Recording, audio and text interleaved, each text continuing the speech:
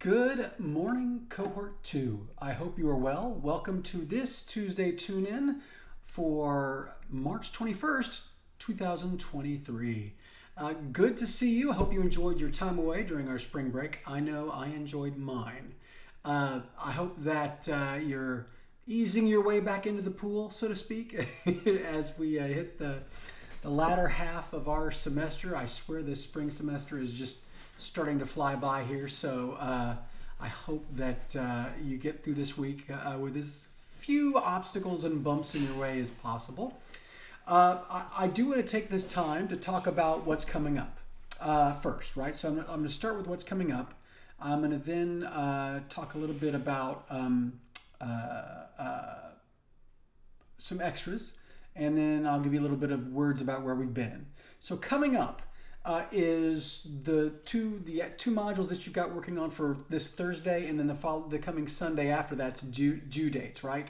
The times that they're on the schedule to be due, at least anyway. So we're going to look at the modules, obviously, and you're going to look at modules 2 and modules 3. So for this Thursday at 10 p.m. is the quote-unquote deadline for navigation. You're going to want to go through the module. Obviously, read through the contents first. So the objectives in our module on navigation, and check out the planning course templates and resources, because those will help you with some of the activities. But beyond that, there's a wonderful assessment, the self-assessment workbook question for module 2, and then the course outline, which is also that assignment. Those two are due by this Thursday at 10 o'clock. So just know that that's coming up. Then Sunday's due date. Sunday is the Elements of Design module. And I really, as a person that does some design work in the courses that I work on, like these and others, I really value this specific module because we get into some important features of course design. And when I say that, I really mean Universal Design for Learning, or UDL. And one of my favorite things about UDL is that it lifts all learners. Even though I might be thinking that I'm designing for maybe people that might need help, honestly, Universal Design is designed for everybody. And I use this reference all the time when I think about Universal Design, because I think about those commuting students who might be listening to an article that I have in my course in their car, because the Ally tool in Blackboard allows them to download it and listen to it at their leisure. So being mindful of how we're designing improves everyone's experience in the course. So anyway, the Elements of Design section has some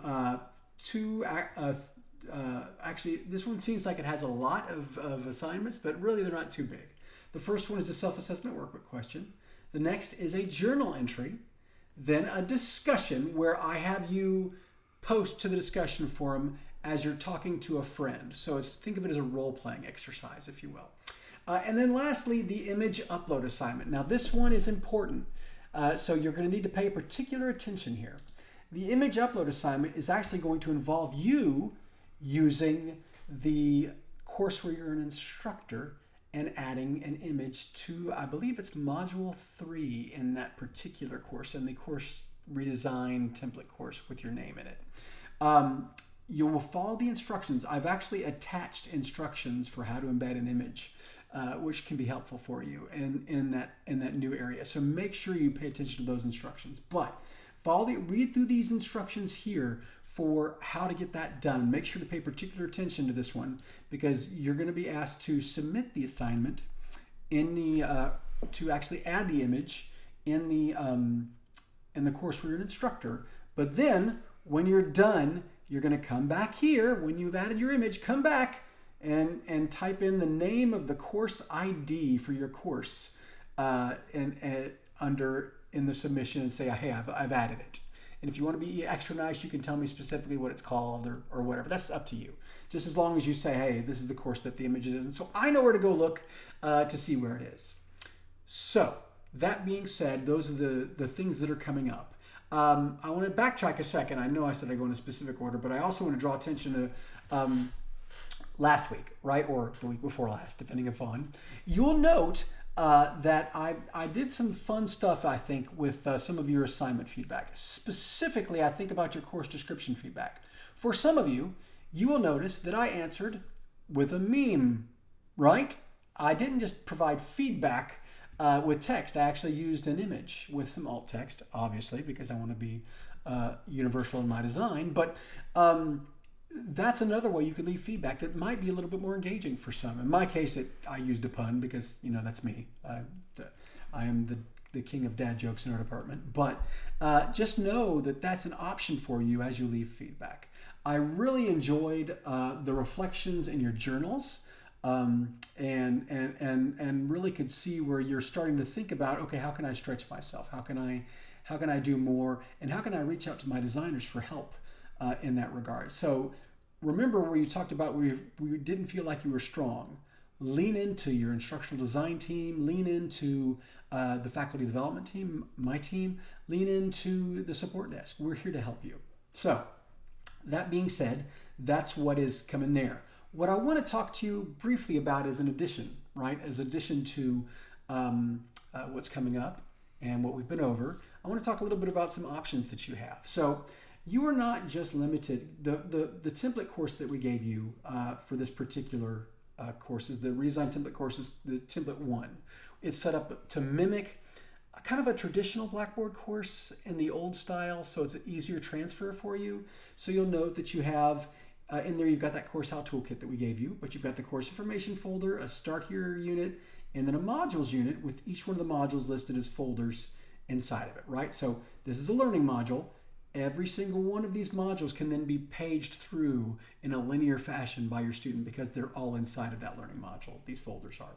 But this isn't the only way. So you would imagine this would go maybe from 1 to 5 if I'm teaching it over the summer, or 1 to 15 or 16 if I'm teaching it over the fall or spring. I wanted to draw your attention to some other options that you have. And you can reach out to your instructional designer to get access to these templates too, by the way. You have this one as part of this program, but we have a couple of others. And your designers have some that are even might be specific to your college. In this template, rather than just the one module, we actually have one learning module or one unit called modules with all the learning modules inside of it. We have separate learning modules for each unit. So you can see that here, I could have module 1 all the way down to 15 or 16 in the course. And inside it has all the content I would need. It would have, the module objectives, the content, the assignment, and then move on to the next thing. And because it's a learning module, it's going to inherit that paginated view yet again. So pretty neat stuff, right? Well, one of the things that you'll think about if you use this design is one of the best practices we talk about is, I know there's a lot of these modules, so that list can kind of get ungainly for my students, possibly. Well, maybe not. I can actually leverage some things. So I can actually redesign. I can drag these folders around and make the last folder first and the first folder last. Then what I would do is I would go into the folder here where it says Visible to Students, and I would change my release conditions. Under release conditions, I would actually come in and give it a certain date and time to open. And what that would do is the most recent folder would always be available at the top. So they would only see module 1 during the certain time frame, and even though all the other modules are on top of it, they wouldn't see them until I set them to be seen. So module 2 would be the most recent one, so it would be on top. And then module 3, and then module 4, so on and so forth. Think of it as just a way to have the students look at the most recent content. But that's the second template option. The third template option, and this is by no means the end of what you can do. As you can see, I've taken some liberties in how I designed in the cohort course as well. But the design template for 3 is a little different. We don't often teach our content. Sometimes we don't often. We sometimes don't teach our content like one thing at a time, right? It's kind of in clumps, if you will. We've got it chunks within chunks, if you will.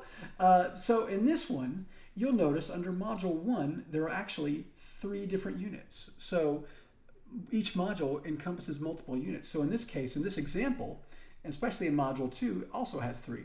So I might have 5 modules for 15 weeks rather than 15 modules, so to speak. Again, this is just an example of a design for you to use. And I hope that it has been helpful for me to talk about it. Remember, you can reach out to your instructional designers to get access to those.